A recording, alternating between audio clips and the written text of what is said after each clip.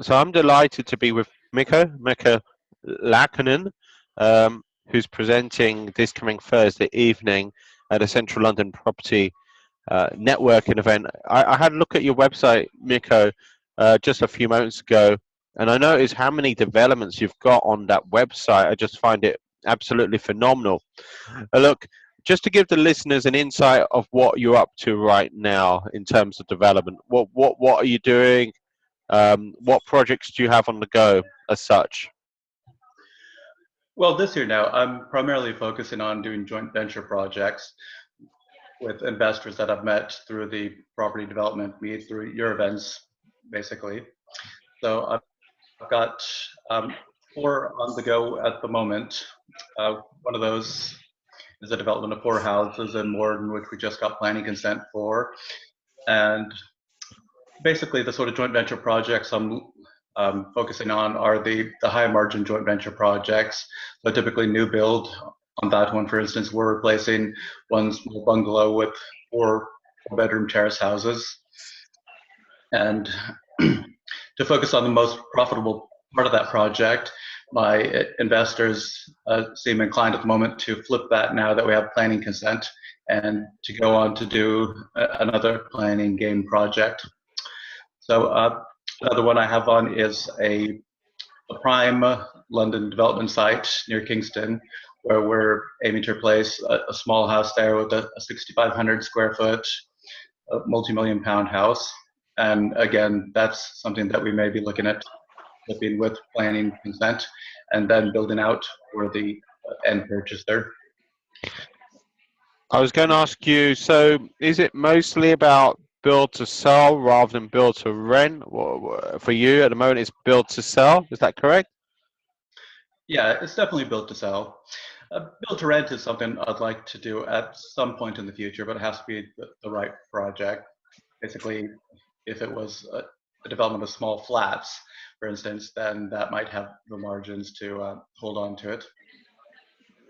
Mika, I know I cut you short slightly, so you were elaborating on the developments which you're working on. Did you want to add anything else? Yeah, there's another one I'm working on now. We're still tying a few loose ends up on that. That would be a residential conversion, commercial to resi conversion of 14 flats. A pretty decent sized project there. 14 flats? Yeah, And where would that be? In London or outside of London? South London. Okay, South London. So that's where your major focus is in terms of development right now, in geographical centre, i.e., London. In terms of London, are you looking mostly at zones 2 to 3, or slightly further than that? Do you look at a particular catchment area, or you're open to opportunities throughout London? Are you also open to opportunities outside of London, or is really just London for you? Overall, I'd say it's the Greater London commuter belt. It's just where the best opportunities happen to be. It, the Central London market is dead right now in certain ways, but then it makes sense uh, to look at the places where other people aren't looking, because that's where some of the short-term opportunities may be that otherwise would not be there, Mm. which is the case with this prime house site in Kingston. If that hadn't been sitting on the market, then we wouldn't have been able to secure an agreement on that, which is subject to planning. Miko, we're going to go into a lot more detail on Thursday evening at the London Bridge Hotel. I know this is just a small um, snapshot video. How can people connect with you? I know some people are unavailable this week. It's school holidays. How can they connect with newer architecture development? Well, my contact details are on my website, which is noirarch.com, noirarch.com. So, yes, if somebody does have an interesting site which does need an innovative development angle or an unusual solution, perhaps, or if you are interested in investing in high profit margin development projects that I'll be managing, then do drop me a line. Am I right in saying, just a final question, some of your work's been featured in Homes and Property? Have I got that right? Did I see that correctly on your website? I had one project which was published in the Evening Standard and then is picked up by a few other publications, House Beautiful and Richmond and Q magazine. Sure. And that development, just briefly, can you describe that one which got featured in the Evening Standard? It was a house renovation project where we took a typical 3-bedroom council house and added a loft extension, a rear extension, a rear office building. So basically, we increased the square footage of it by about 60%. By, sorry, what percent? 60%. 60%. Yeah, completely gutted the ground floor and made it a completely different looking project than it had been originally. Sure. And that got featured, as I say, in the Evening Standard and then a number of other publications as well.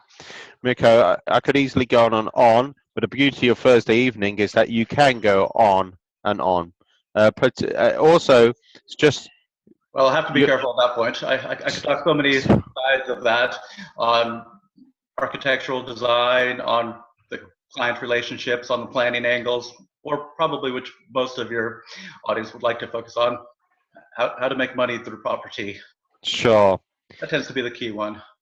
I was going to say to you, you're also going to be presenting with East 8 on the night. So Jane Scruggs, Investor Relations for East 8, will be presenting that particular evening. It's yards away from the London Bridge Station, London Bridge Hotel. It's a ticketed event, £20, or take out the annual membership, which is $220, which will be going up in price.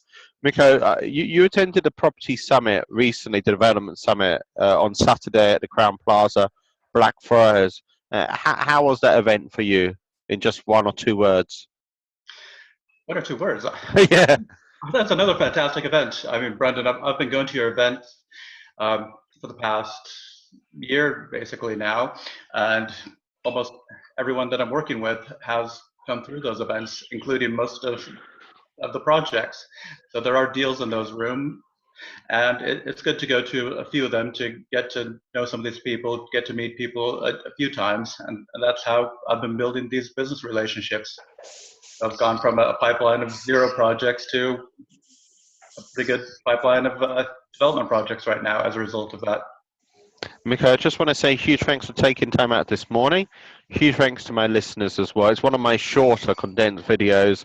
I'm sure we're going to do a much longer video at some point, maybe on site as well, because that's really where the true value comes in. By being on site, you can actually see behind the scenes rather than being online, which is tricky if you can't actually physically see the site. So huge thanks, Mikko, for the moment. And huge thanks to the listeners. Thank you.